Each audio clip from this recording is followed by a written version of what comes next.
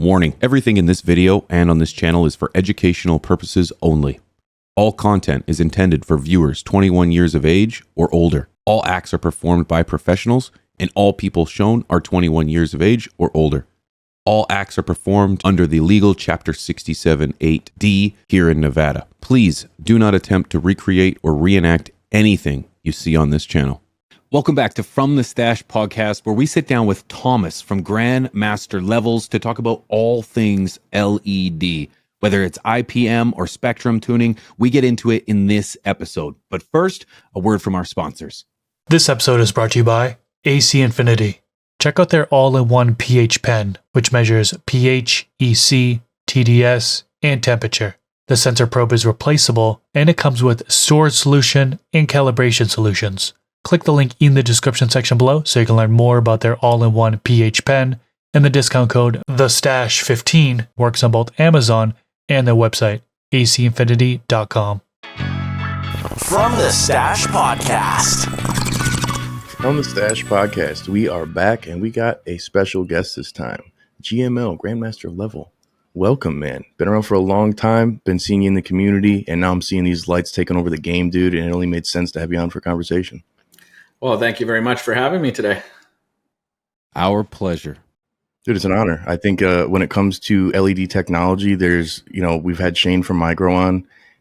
That's where it stops, from light technology. Otherwise, it's just run-of-the-mill shit coming out over and over. And the new things that we saw at MJ BizCon this last year, and again, like I said right before this, the price point, the availability for the home grower, it's such an evolution. This is the shit that I've been saying every year we go to MJ BizCon. I'm like, what's new for us? Nothing ever. It's always commercial grows. And finally, I stopped at the booth and Spartan was there. I was like, oh, dude, what is all this shit? Like, yeah. So if you could, man, just give a little rundown on who you are and a little bit of your background, and then let's start diving into some of these new lights, dude. Well, my name's Grandmaster Level. You know, I used to have a pretty busy YouTube channel, not that many subscribers, but we used to get a lot of views back in the day, and used to have a show and over 1,000 grow videos that are now gone. But yeah, so back in the day, I was, teaching people how to do stuff when it wasn't popular. I was criticized by a lot of people, even hated on by other partners of mine, saying I'm sharing too much information and stuff like that. And, we had built a really awesome community for years doing that. I've been in the industry since I was a teenager. My first indoor grow was when I was 16. And I've just kind of done this my whole life. I have a passion for it. I've been in the lighting industry for, going on 8 years now. And yeah, I have a passion for growing and the plant.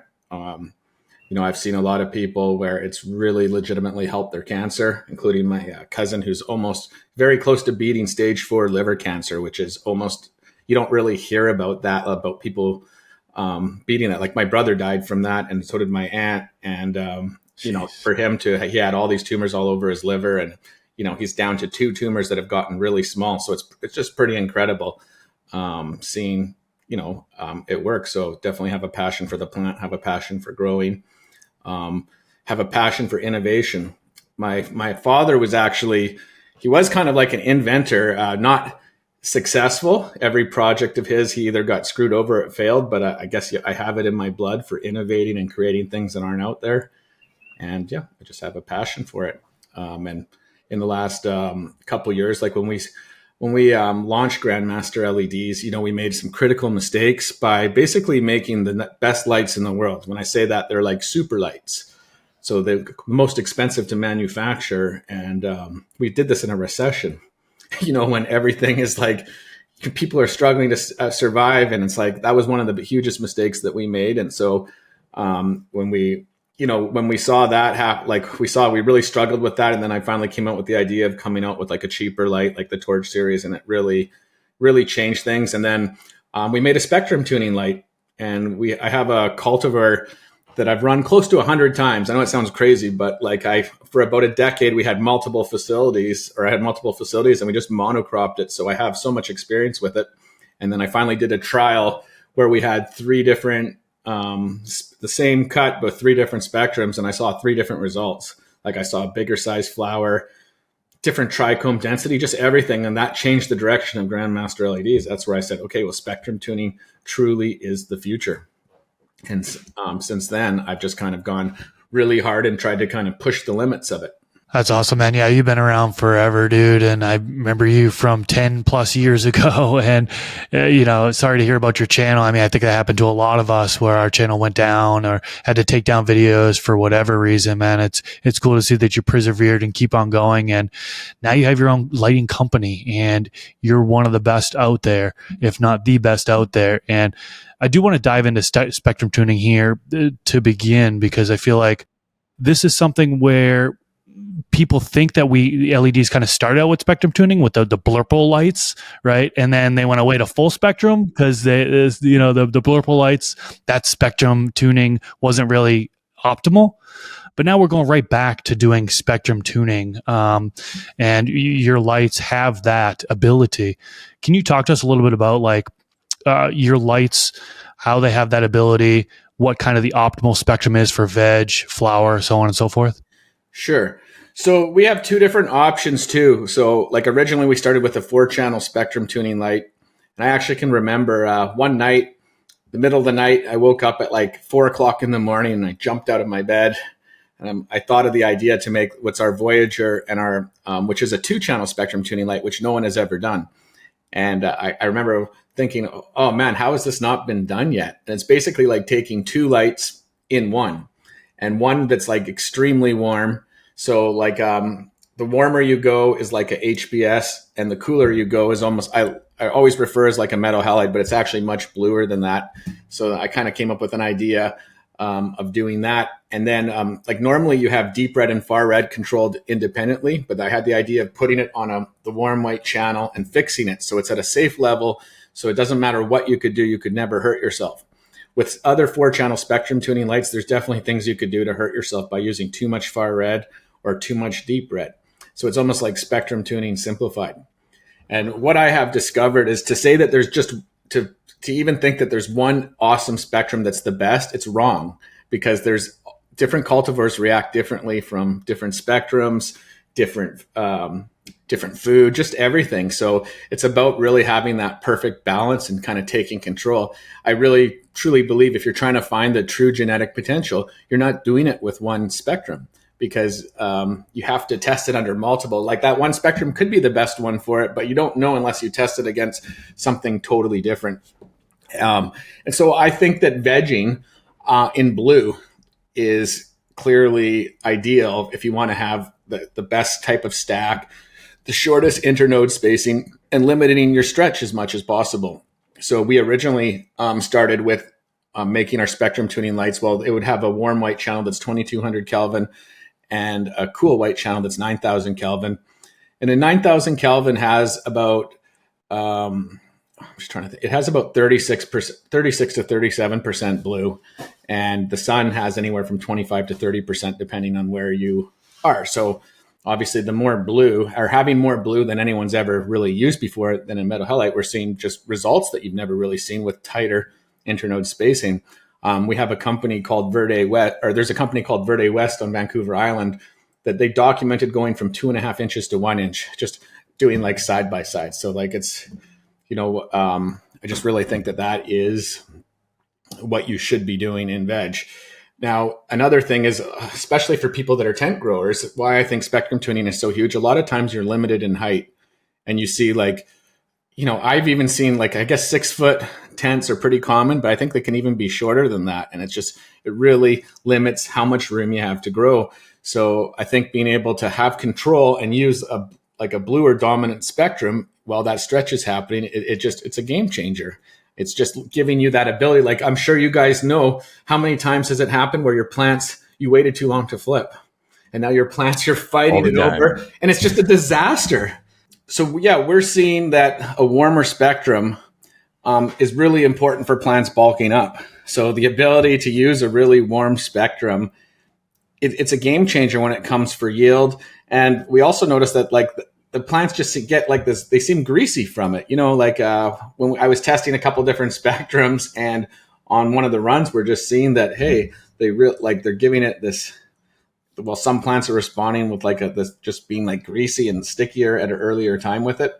So having that ability to go warm, and then As the last few weeks are left, add blue back in. I just think it's a game changer. For the last decade of me having like larger HPS rooms, I would build them so I could hang lights in the middle.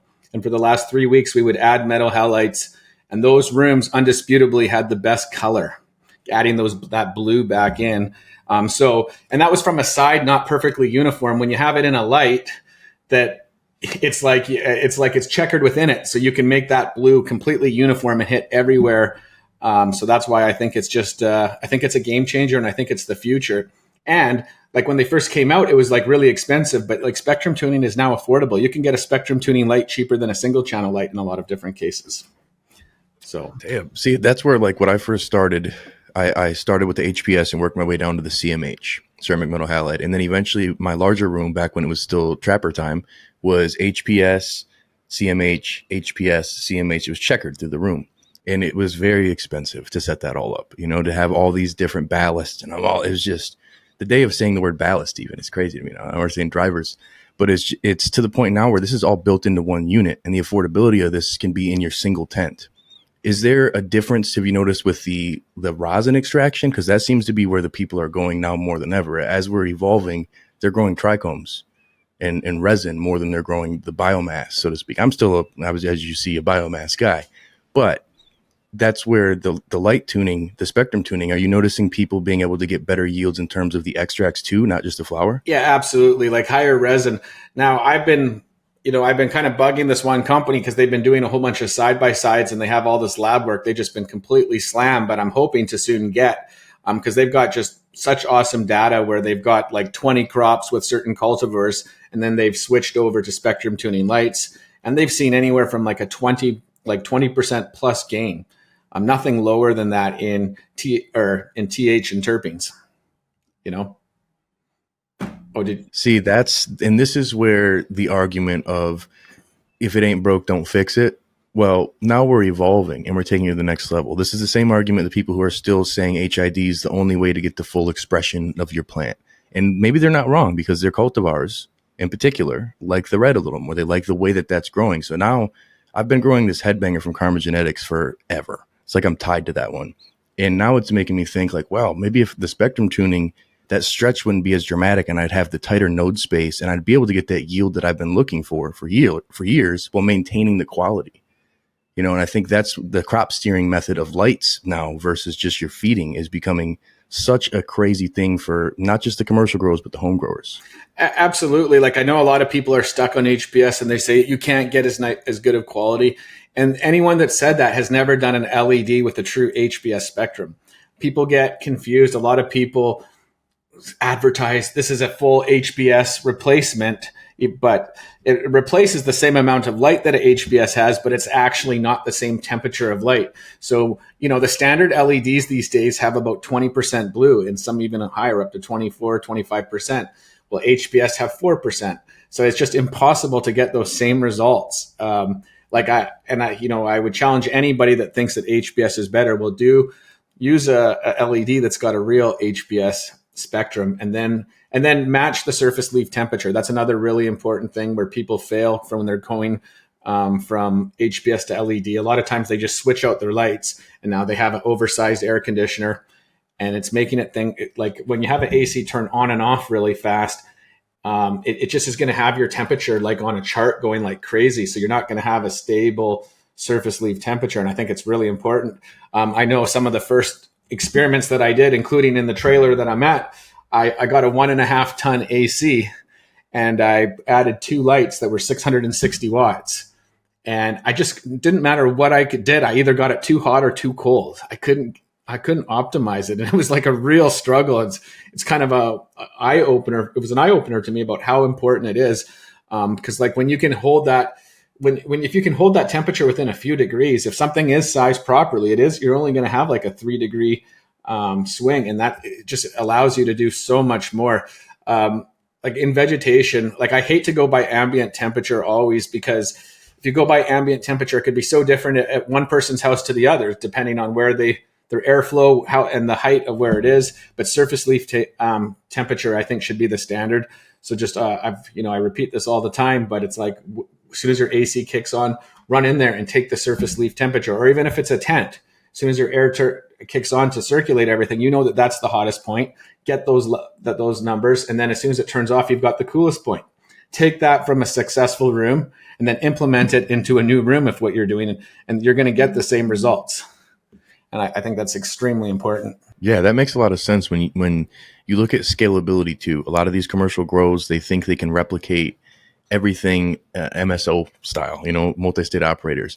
And unless you're following SOPs like that, instead of just looking at the VPD, which is still great, but it's like as our science evolves, people aren't understanding that the plant is never necessarily evolved. The science is evolving. We're understanding how to optimize it better.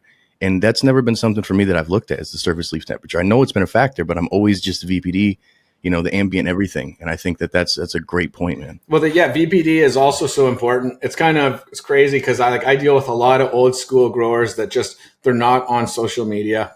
They've never they don't even know how to log into Instagram or anything like that. They just haven't even been at it at all. And it's like, I'll be saying the same thing to them. Well, I've seen people take LEDs and they can't figure out what's going on, or like why they're having issues. Why are we having problems? And it's like, I walk them through that, and it's just like an eye opener. And it's like, you almost can always, like, if you're having real issues and something, it's just not growing right, that's where you need to start. Because like if it's as you get further into the crop, it is totally okay to get that temperature down. But if you try doing it in the earlier stages, it's just, it can just screw up the plant in so many different ways that I've seen. And not only that, if the second you adjust the temperature, it can take 3 or 4 days or maybe a little bit longer for the plant to adjust and start to get happy. But if you ever see like a plant that's kind of droopy and it's just not happy and you can't figure out what's going on, that's one of like the things that is usually a huge problem that I find. It's getting too cold, and you try to veg with it when it's too cold or go into flower, you're just going to have so many different problems. Yeah, and that's the factors that where people say they don't want to overcomplicate it. The old school growers, and again the HPS growers. I guess if it ain't broke, don't fix it. Maybe they're already having this dialed in. Like I feel for years I've already been working my VPD chart before I even knew what the acronym meant. And it's just because of the temperature and humidity. But now as you can refine it even more, again, from the light spectrum to looking at the surface leaf temperature, now we're not talking just LEDs versus HPS. It's specific technology versus HPS. And I think the LED term is thrown around too loosely these days. Yeah. And that term, if it's not broken, don't fix, or you don't need to fix it. I agree with that in the sense where, like, going back to my HPS days, and just for me to even try the very first LED, I refused to even buy one because I was like, screw this. Like we were at the top of the chain, like in dispensaries and stuff here before everything. We had this legal transition. Like before it went legal here in British Columbia, there was like over 100 dispensaries, like in downtown Vancouver, that all had permits from the city where they were paying $25,000 a year for the permit. And the VPD, the Vancouver Police Department, would give them basically like the green light, as long as you weren't like doing too much stuff or having too kind of shady of people. And yeah, like it's like when you're having such a good product that is at the top, it's like, well, why would I want to change anything? So I can really relate to that. But after I remember the very first crop with doing an LED, and I was going, holy cow, okay, this is pretty crazy, because, our electricity bills, and like I've had places where it's $70,000 every 2 months for our electricity bills, and just like insane bills where it's like, when you talk about cutting your power, like a lot of people, I think, kind of exaggerated. I think it's really safe to say like a minimum of 30%. And in some cases pushing 35, like 40%. I don't like leaving yourself short. Like, so I like almost having more light than you need it, just in case also. Yeah, it's one thing I noticed about the Borg Evolution. I have one of those. Shout out to you, my friend, for sending me one of those. Awesome light so far. There's so many different options on there. And one of the things that you had recommended is cool white throughout the entire veg stage, and then kind of shifting over to something else for flowering. I haven't actually got to flowering yet with this light, so I haven't made the switch yet.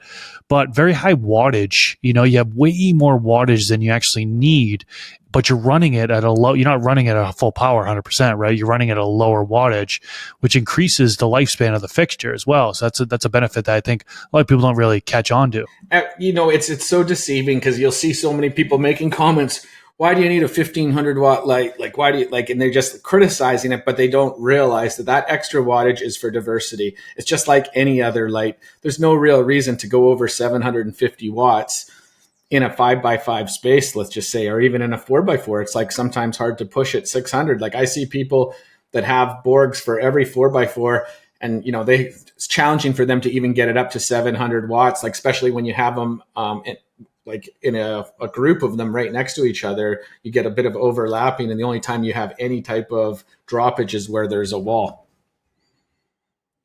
And speaking of the Borg Evolution, so we actually, and higher wattage, we have the V3 version that's coming out actually. I think by the end of next month, it will be landing. And it actually is capable of 1700 watts. And the reason why we've given the extra wattage is we've given, instead of 600 watts on cool white and warm white, we've upped it to 700 watts. And we just want to give people that extra wattage. Like it was already capable of doing that, but we were dialing back the drivers, like programming them to only go at 600 watts. So we thought, hey, well, we'll give people that extra wattage if they need it. Like it's pretty rare, but sometimes people want to get the light way higher up. I don't recommend having it 48 inches away from your canopy or 36, because I think it's a waste of photons. But a lot of people do it. And also what has comes with the V3, we've actually added plastic covers so that they're actually plastic removable covers that go over the diodes.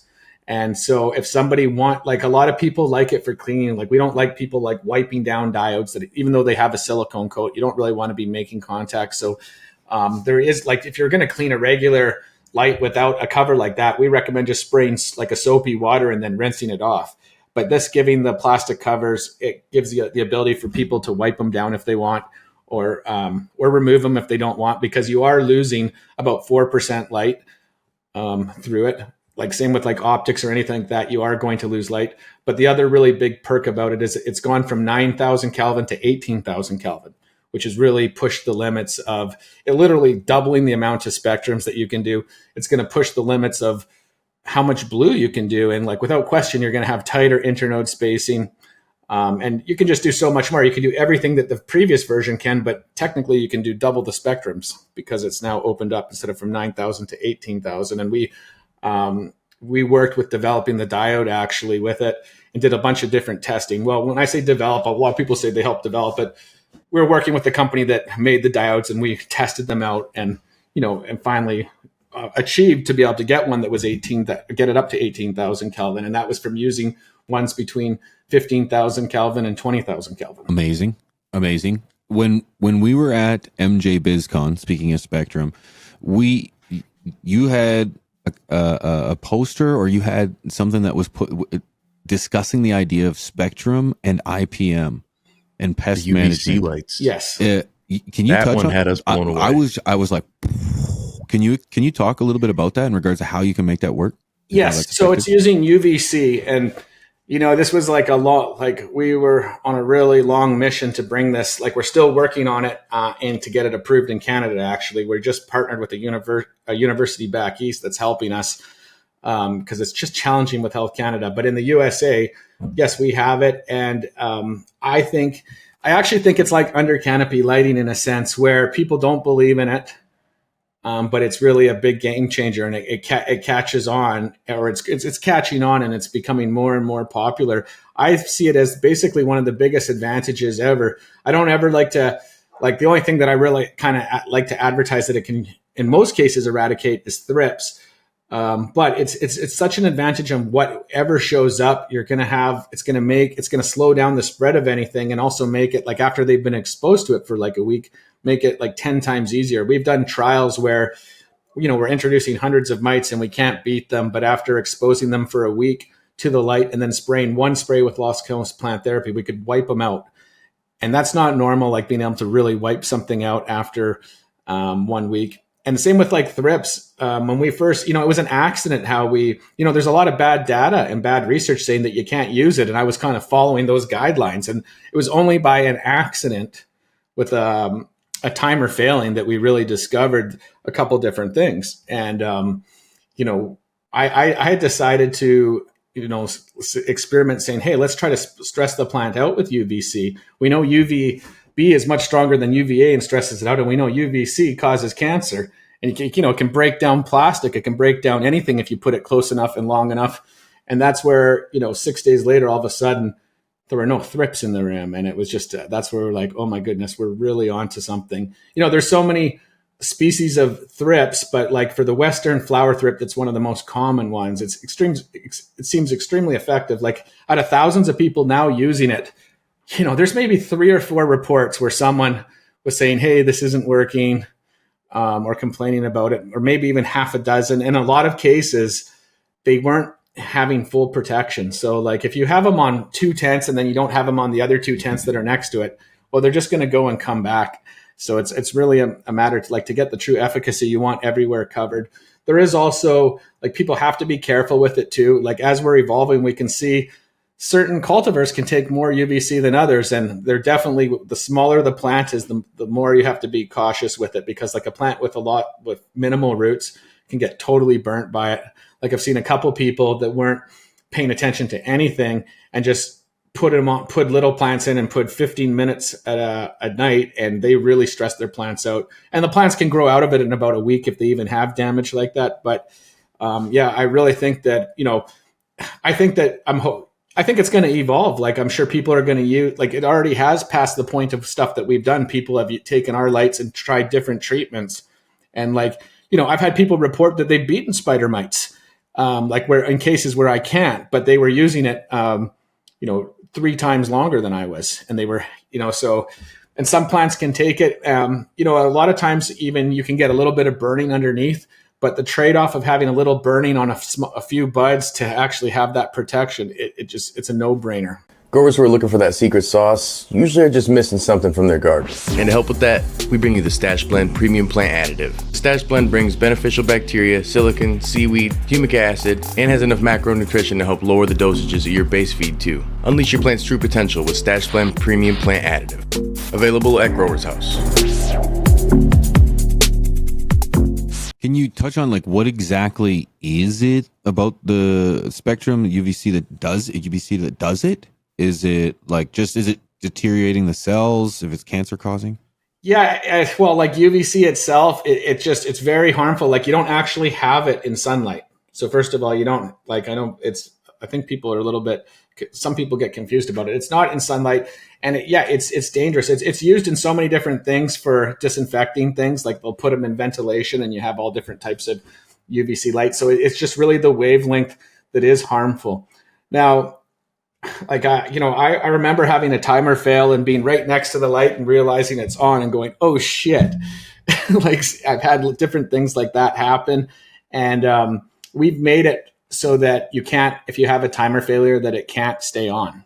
So basically, if it's running for 15 minutes, we did something with the MCU and the driver so that, it will shut off after 15 minutes. I don't think that even just walking by it once is even really harmful, but getting within 6 inches and long-term exposure is bad. And obviously you don't want your eyes looking at it, even though it's such low wattage. I would think it would take a lot of exposure long-term. Now, obviously if you had this is very low wattage UVC. Now, if you had something that was way more powerful, it's extremely dangerous, and you could burn your eye out. Say if you had 100 watts of UVC in one lamp or something like that, it's very dangerous. And I like to say, it's dangerous. Sticking your hand in a blender can be dangerous too. Well, it's turned on. So you have to follow certain, you have to obviously be careful and follow all the guidelines. But I really think that, like I said, I think it's like Under Canopy. It's I criticized Under Canopy for a long time, and so many others did, thinking, hey man, it's not working or whatever. And then you just see some of the results. I just saw someone come down and you can see the bottom flowers as big as the top, literally as hard and as big as the top. So it's it's kind of undeniable. There may be some applications where I think Under Canopy wouldn't be that beneficial if you only had 2.5 foot tall plants. Then maybe you'd be wasting it. But I think in almost any other circumstance, also with Under Canopy, I just find that it keeps what we've noticed, it keeps the plant so much happier. Normally, because it's keeping it warmer. And when you take down a plant, normally underneath when there's no light, it's all dead and discolored and not looking good. Well, this is keeping it happy the whole time. So yeah. Well, this is where we kind of first crossed paths on the old Instagram, is me kind of doubting it for a home grower. But now that you break it down in that sense, the size of the plant does make the difference. So if you do have it, or if you're doing, let's say, a scrog setup. So if you want that all even everything, you either strip it down butt naked underneath your plant, or you implement the under canopy lighting.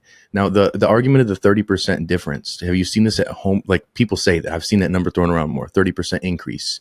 Have you seen that same thing in a home grow setting, like in a grow tent, or is it primarily in commercial grows? I can't say that I've seen someone do a side-by-side in a grow tent and had that type of gain, but I think it's very, like, I'd like to say I've seen anywhere from, 10% to 40% gain depending on it. But that's in situations with supplemental CO2. But I still think that there's still going to be a huge gain. I'd love for you guys to try a side-by-side and just see. Dude, I've got two 4x2 or 2x4, however you want to say it, tents, and it could be something to try. I don't know size-wise again, because that's what I'm thinking is like, is this something that would fit within this small little space versus a 4x4 tent? Yeah, I think you'd be able to make it work. Like, here's another thing is I actually truly believe that I'm about to, like, I've been really busy this last 8 months, so I haven't had my medical grow up, but I'm just renovating and I'm about to, hopefully to have it up and running in a couple weeks. And my plan is to have like 2 under canopies underneath versus 2 under canopies plus 2 lower side, but dimming the wattage. Cause like, I really think that, I know of a company that legitimately does 10 pounds of light, but they grow them up and they have big light. They have 3 lights around the plant and 1 above it. So, they're using 2,400 watts under the 4x4 space, but they legitimately are hitting 10 pounds. So, because they're growing up. So it's about, a lot of times electricity isn't that, like in some cases, electricity is really important, but some places electricity is cheap and it's not really that relevant. So in those type of situations, I think that, it's just about maximizing your space and what you can really do. And also like the amount of labor and how many times you have to clean out the bottoms and to be able to eliminate that. Like, I think you still have to, unless you have trellis going on, like maybe you take off some branches coming off the branches, but to eliminate having to clean all that stuff out and really turning B's into A's. Like I have seen it with like other commercial grows and it's life-changing for them. Like Canada is a really hard place to thrive in the legal market. You're either killing it with a brand and doing really well, or you're fighting for your life in most cases. So to come in and in a lot of cases too, when people come from HBS and then they implement LEDs, well, their AC is oversized now, but if you add under canopy at the same time, you have the same amount of BTUs coming out, but you have so much more light. And so it really, I've seen it save certain companies and really be a game changer. Like, cause 30%, like I'm seeing people truly breach 5 pounds of light. I know it sounds hard to believe, but of real product. And, I've even had other clients of mine not believe it. And I've arranged for my other clients to come over to other clients while they're harvesting and while they're just trimming a plant or 9 plants and then weighing it out in front of them so they can see it. Because like I've seen people that are doing such crazy yields, it's mind blowing. And like even me, they're just blowing away anything I've ever done. Like when I was growing a single-ended HPS, I was at the top of the chain going between 2 pounds and 2.5 pounds per light. Like the best I ever did was 2.75 on one crop on single-ended HPS. And that, I never got into double-ended HPS that are putting out 20% more light per watt. But, in theory, if you're going from single-ended to double-ended, you should be increasing your yield by 20% or roughly. And I started seeing people clear 3 pounds of light. And I was just, I tried so hard and I thought it was, almost impossible. And then it's just like what I've seen people, what they're doing. Like, I think I've fallen way behind on certain things like irrigation, like, and crop steering irrigation. Like I've been working with GrowLink and I'm trying to get up to date and learn it, but I've definitely fallen behind compared to the times. You know what I mean? Like, it's kind of crazy what can happen in, 5 years or 6 years. It's, I definitely, though, I think I've fallen behind in a lot of different stuff, but I'm going to try to, like, I actually, with the Borgs, I did have a crop where I broke over 3 pounds of light, and I was running them. I don't think I even got over 660 watts. on each light. So I was like, obviously I was mind blowing for me thinking about if I would have hit those yields back then. And that was without under canopy also. But then, Jeez, holy shit. But you got to also think about how much light you're getting and the uniformity. It does really play a role. When you look at the Michigan market versus the Canadian market, it seems like we're in a comparable area in the sense of either you're killing it or you're borrowing money or burning money. You know what I'm saying? And right now, it's the buds that it's not terpene content. It's high THC and big buds. That's the top shelf stuff. Always. It's always the big buds. And A buds will separate you from the pack. So it's like, this is where then that argument comes in. And then it also twists to the consumer who then starts to identify quality as larger uniform buds. So it does get back to the home grower as we're like, well, shit, why aren't my buds looking like that? And it's if the ROI for your personal grow makes sense, and now it kind of does make more sense in the terms of either you're doing a larger plant or you're doing a sea of green. The sea of green obviously probably wouldn't make sense. But if you're doing something that you're trying to not have it just be a tall, lanky plant like most of us have, we strip the bottoms down, you can increase the yield, have less time, and overall your probably end of the year ROI is going to be a massive difference without sacrificing too much on your electricity bill. So, I mean, just again, this is where I should have just jumped on a call with you instead of Instagram comments back and forth. This is the thing I needed to learn more about, where it's like, how could this work in my smaller setup that makes sense? And it's really just about being able to get that yield out of your plant without pushing that massive amount of your electricity bill because you're moving that light from top to bottom. Absolutely. I'm curious too, it's like, as someone who's crafting their own product, what's the hardest thing for you right now? You've got competition of Asian markets, trying to source quality materials, the speed of the market, like we've already talked about. Like cannabis industry moves fast, but the light industry is like 3 paces ahead. So what's the hardest thing for you? Yeah, that's a good question because like I was saying earlier, you guys are going to see major players, like at least I'm going to say 2 major players, huge brand names that you'd never expect are going to fall this year. So it's really tough. Our biggest challenge right now is holding stock of like having enough products. Like we have so many products. And so like, we're actually expanding actually. Yesterday we were almost putting an offer in Michigan on another place. So it's about, it's just about having enough stock of each product. And I guess that like one of the biggest challenges too is I guess you could say is social media censorship. It's a big problem. Like it used to be safe to post stories. We've been having stories like we're posting just resharing a regular story, no flower or anything, just something that's like I would consider 1,000% safe. And we got 4 strikes doing this, and you can't appeal them. So it's like I got one for promoting edibles, but it was Stash Blend. It was our nutrient product that could be used on any kind of plants, but they said I was promoting edibles. I know, like I've got one for I don't even say tarantula anymore because I got one for selling animal body parts, like harmful, like some crazy. I'm not joking, man. I have to show it to you. I have to show you what it said. But it was like I got one I posted a video about Vanilla Ice. He was talking about how Pablo Escobar was coming over to his house and used to come over for late parties, and I got hit for supporting terrorism. So that somebody doesn't like you. I feel like it could be an acronym. I feel like you were affiliated with years ago. How I know you is I think you were the Canadian HLG brand, right? Back in the day. Yeah. That's how I originally knew of you. So it's like you're in the point where you're changing the game and making everybody step up. So you're probably going to have a lot of people who are like, fuck this guy. He's making our inventory worthless. Because again, dude, until I went and saw the price point for me and the wattage were the 2 things that have always held me back.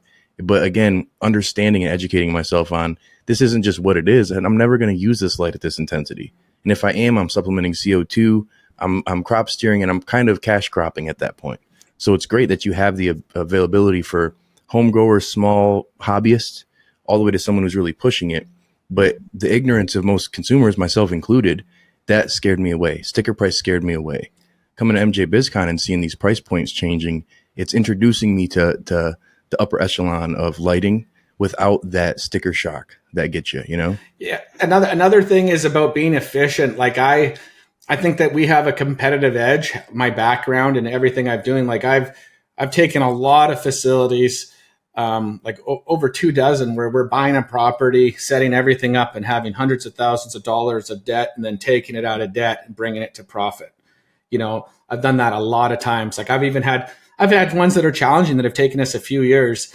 And so like I've just done that over and over. And, I've done all different types of business. So I think, my background and also being efficient. So like I built a lot of stuff with having a structure of commission, not salaries. Well, certain people are being bleeded. Like if a company's spending hundreds of thousands of dollars a month in salaries, and then times are bad, like it doesn't take long. And it's like, it can, so I think that's where a lot of other people are suffering with the overhead of also not owning your property and paying like ridiculous rent, trying to operate on the West Coast in California.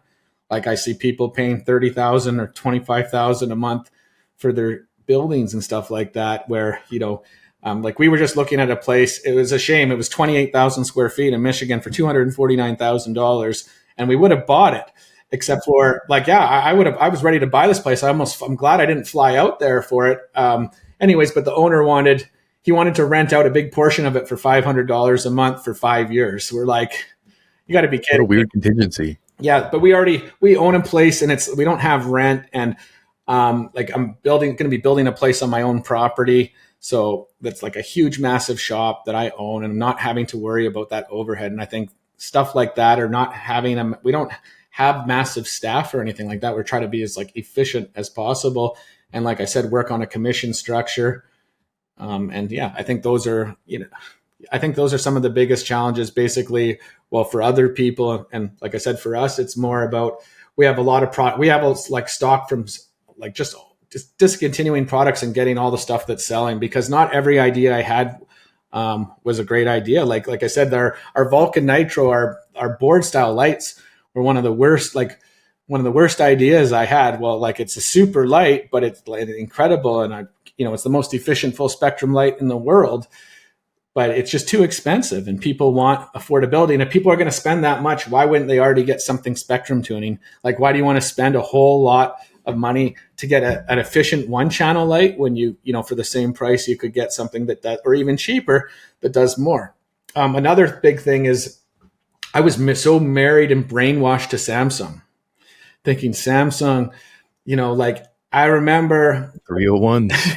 Yeah. Gotta have them, but the light's trash. Well, just like the 301H and the Samsung Evo Mint diodes, like they're so much more expensive. And I can remember my manufacturer that I'm partnered with telling me, "Oh, like you should be trying something else. They're still good." And I just wouldn't even listen at all. And then until finally we tried to use LED Star, and that was just such a huge mistake. Not only that, is like in all of our production, like we have a really high quality control. Our issues came with Samsung. Like we had a couple production runs where we're making greenhouse lights where, man, like we had like minor problems. Like when the light would turn off, there'd be like a few diodes that would stay on like a half second longer. And I don't even think anyone would notice it. I don't think even any regular company would take that out of their line. But we were afraid we don't want to 4 years from now or 3 years from now have a warranty issue. So it's like we would replace it. And it, like I said, sometimes lead time and everything's like, just Samsung really kind of held us back, even with pricing and like, so we were super happy when Samsung announced that they've as of June, you can't even order Samsung diodes. And I think that's another thing that's going to be a big blow to a lot of other companies. Like we've already been on top of it. We're recertifying every single light that we want, because the second you're not using Samsung, well, that you have to have new certification of like ETL or UL or CSA, one of those three, and then DLC. And that, it's an expensive, long process, but we've stayed on top of it. So I think those are our biggest obstacles. Yeah, I think that Samsung leaving the industry, man, is that's a big obstacle for a lot of companies now. And I figure a lot of companies are probably scrambling right now to figure it out.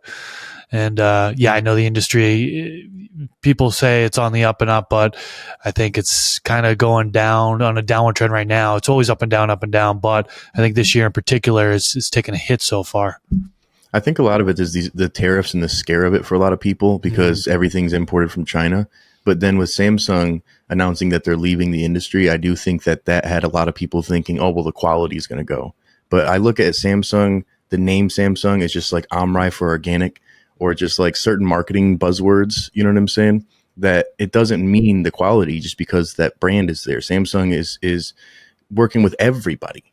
But what's the company who's building like the units that they're putting these diodes in? And then also, what's the competitive advantage when everyone's using the same shit?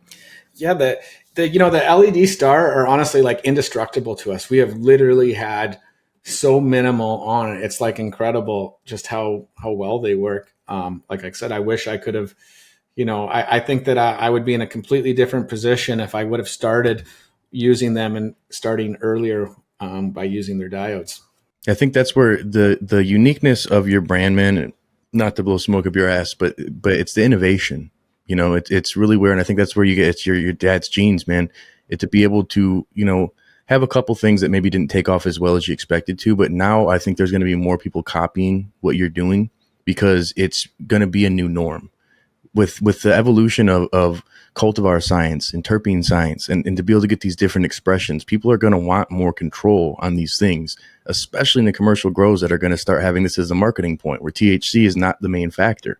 They need to have these other things, and they have a certain genetic that they got from, let's say, like from Oklahoma, and it was super expensive. It's the hottest thing right now, and it grows like shit for them because they're putting it into an environment that hasn't necessarily been grown this way, because this guy was a heavy craft grower and they care more about dialing in these things to get the terpenes.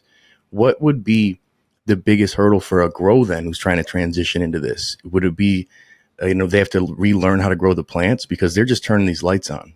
You have to go through this trial and error process to kind of figure out the spectrum that works good? Or do you have like a recommended starting transition process? We definitely try to give guidance. Well, we definitely offer support to anybody that needs it with using different spectrums. The bottom line is, as long as you're not using too much far red or deep red, you could go all the way down from HBS to a regular traditional LED, and anything in between is still going to do well. You could get different results, but it is going to do well. One factor that people have been, there have been companies that have been adding green and making this big hype about adding green diodes. And,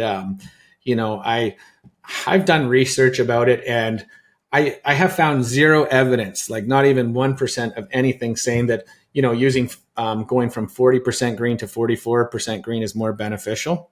I even bought some company was making like massive claims. I bought their light, tested it, and discovered that, they're putting out 20% less output to add 4% green, which in my opinion is a scam. Like, it's just completely playing everybody. There's no science behind it at all. It's just a hype. So like, people have asked us, are you going to add green diodes? And I'd say no. Like, our Cool White channel right now has 44% green in it alone with it, which is more green than fixtures that have green added into it. So like, white diodes have green in it. And like, the second even, go like to say that there's a gain using 45% green over 35%. I just don't think there is. Like, I've tried ChatGPT trying to search any type of study for me on anything. Can you show me any evidence? And they literally say, no, this is more about marketing hype. There is no evidence. And I think that people have to, a lot of, people come up with a name and get tricked by it, and they think it sounds really good. And I'm kind of against doing that. Yeah, I think that's the problem is marketing and buzzwords is what's pushed a lot of people. And then again, like myself, ignorance of not understanding the technology and how it's going to be used in different environments, thinking it's a one size fits all. Like, again, I'm buying 1,000-watt high pressure sodium light. I come from those days, you get it. So my thought process is I see 1,000-watt light. I'm like, why the hell would I go back to that, dude? It's more understanding. Again, we're dialing this in for our room. I may have a cultivar that can take the heat, can take that light, and really I need to push it. And I may have others like our breeding project we're working on that seems a little finicky, and I need to transition slowly up. That's where I think the control is huge. Is all your control manual, or do you have an app that works with it? Is it digital? We actually have a controller, and we've been working on the app for months. And why it's taken so long is we had some bugs, and I keep on wanting to add more stuff to it. But I'm hoping within about a month or so. Like, we originally had it to only work with one light, it works with all the others. But then we decided, we should make presets for everything. And then I started seeing more stuff to add and more things to improve.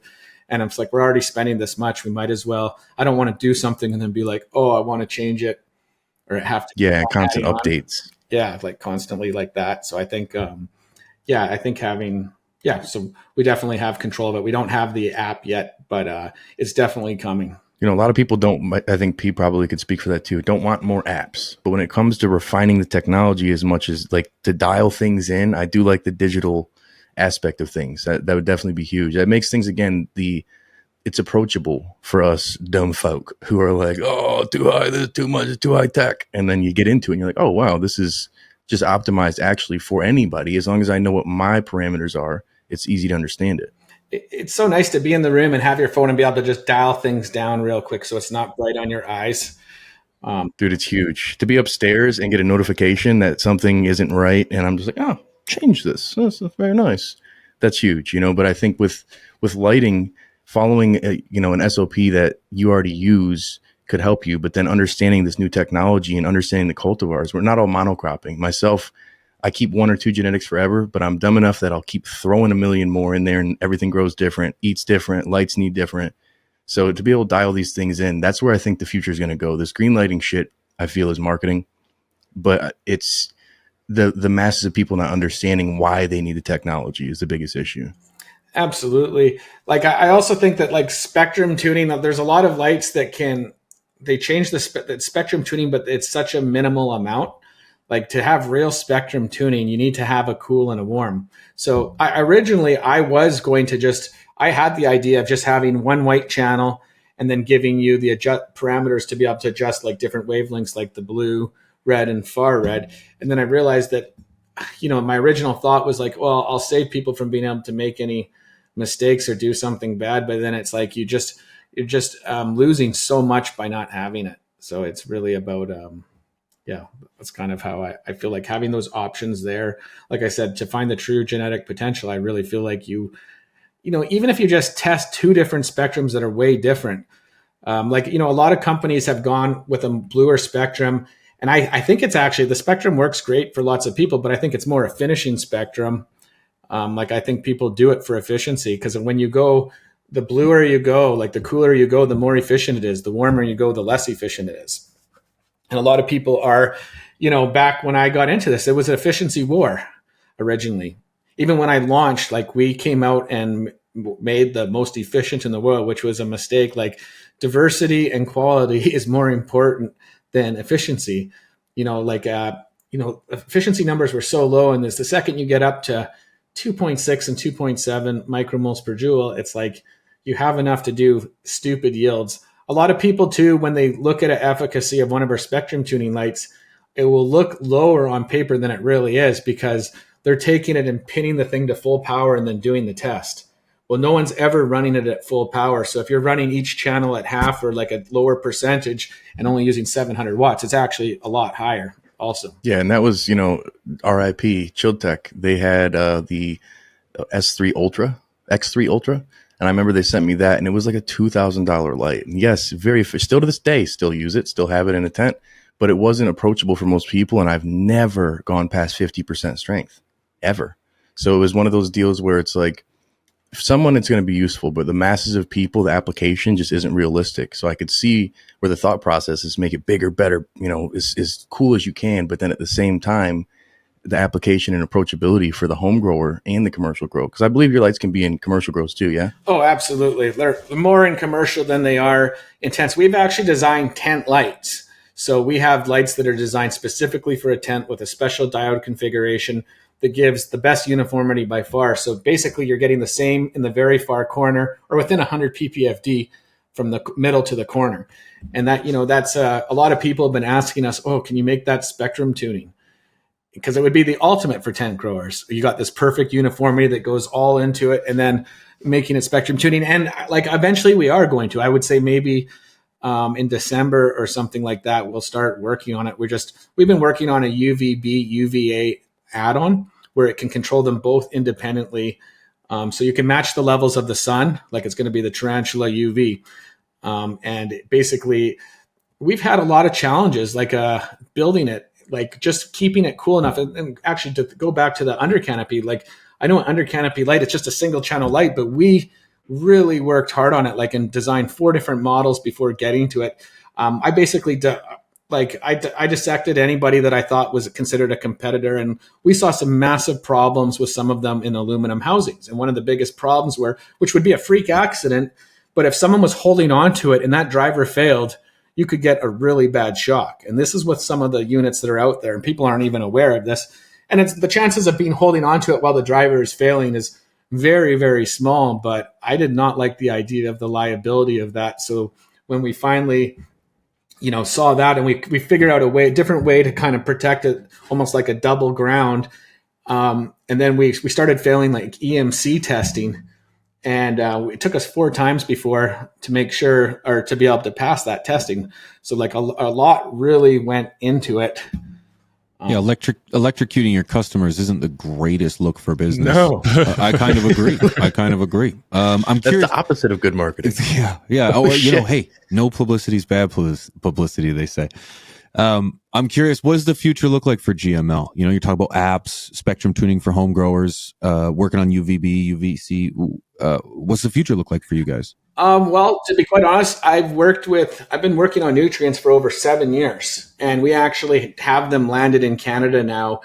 And we're in the process of registering them with Health Canada and all the states right now. Cause like in the USA, you have to do it all the states. So, we're diversifying with that. We've had people using them for like a couple years already, multiple people with really rock solid results. It was a long process of, using different companies to actually make them, and then, being happy with it. So we've been really, we're going to be diversifying with that. We've actually built like a couple different microgreen kits also. So like we plan on getting into growing for food too. But still basically to go full forward with the spectrum tuning. Like I was just saying, the UVB and the UVA, I think having that with the spectrum tuning light will push the limits of it, of everything. I'm really excited to have that. It's taken longer than I'd like.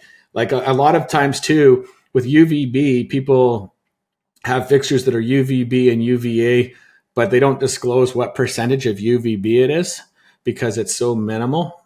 When we originally started, like technology has gotten a lot better in the last 3 years. Like 3 years ago, I was trying to do it with a fluorescent bulb because they were just, the cost of me trying to do a proper one wasn't a reasonable price for people to pay. I couldn't see if my cost is $500 to build a little add-on, obviously by the time in shipping and marking it up, it was just way too expensive, but the cost on UVB diodes have come way down.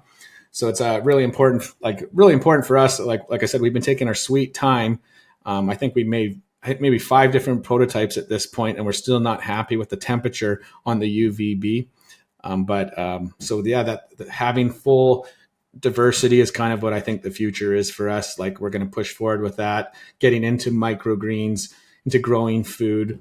We have this kit that we've already made, and like the last thing we have, it's a new medium that no one else is using. It's like a cloth that you can use over and over again instead of, how dirt and stuff is messy, and it's UV and mold resistant.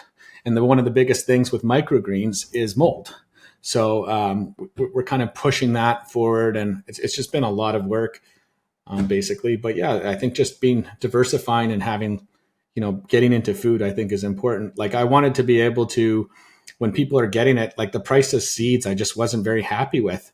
Like I feel there's a couple companies that have a monopoly in North America where you're buying microseeds from basically 2 major companies, and the cost on the markup, I just don't like it. So, we've been trying to go directly to the source, get the right permits in place so we can bring in seeds. So when someone buys our kit, I want them to be able to have 3 months of crops and then to be able to reload it at a reasonable price where you're not being gouged with multi-1,000% markup. You know what I mean? Like, so we're trying to stay on top of that kind of stuff. So I think that's pretty much what the future is looking. It's, unfortunately, I'm not going to be getting a break anytime soon for the next couple of years. The inventor and entrepreneur lifestyle, man. Dude, I respect it. I love diversification in this, in botany and gardening. I hate that everything before wasn't catered to our plant, and now I hate that everything is lied about and said it's only for our plant. I'm like, dude, people are always like, can I use stash plant on my tomatoes or fruits and vegetables? I'm like, fuck yes, you can. Like it's a fruiting plant, a flowering plant. They're going to have comparable things they want. Some want more, some want less, but now you can diversify your knowledge. And I love that you're taking the company in that direction too, so people can kind of be introduced to both ends of things.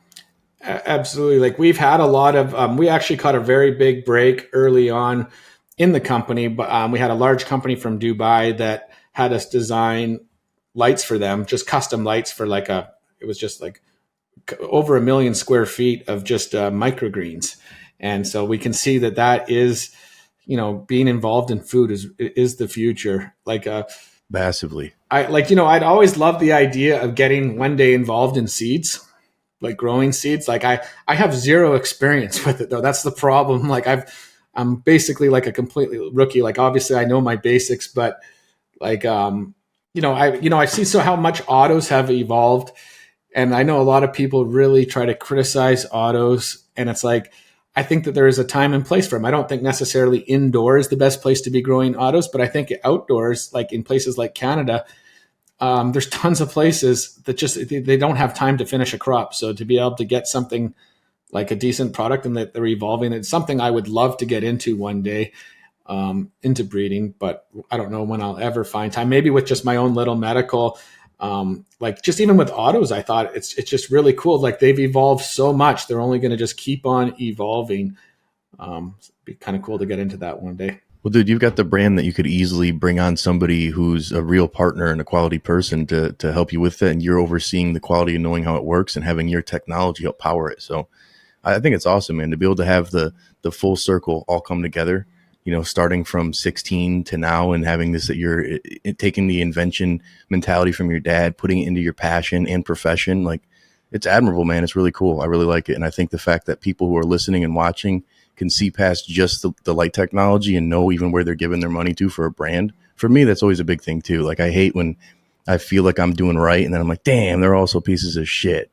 And then to realize it's somebody who's trying to do something good and also is passionate about the plant and the people, dude, it's awesome, man. Big props for it. Really appreciate that. And people think that there's these insane markups. There's not. Like, first of all, we have the lowest margins in the world. We had some lights, like when we launched the Voyager, I think we launched it for like 14 months and we were selling it for $9.99. Well, we couldn't afford to even do that anymore, just with the cost of shipping and everything. Like, we had to raise the price a little bit just because it wasn't sustainable. Nobody could stay in business. That's why it was the best valued light in the world, and it maybe still is, but we couldn't continue to do that with the pricing just because you have to have certain margins just to be able to operate. You have to. Yeah, well, especially if it's commission operation too. You got to pay yourself at some point.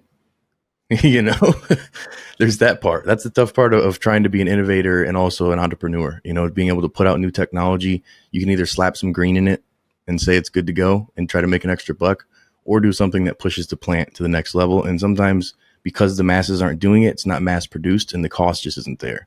And I think that's where now seeing the spectrum tuning, people weren't doing it as much. Now maybe it's going to become a norm. The cost could get lowered and now it's more available for the masses. So it's just one of those things where if people aren't innovating and doing these things to push it forward, we get stuck in a stagnant area and we're just being sold the next gimmick. Yeah, and those people that don't innovate, that have just irregular lights, a lot of them are, like I said, in big, big trouble. Like I said, we're going to see some serious players fall. It's a Lux situation. Yeah, what did you say? So many examples. Yeah. Oh yeah. It's RIP.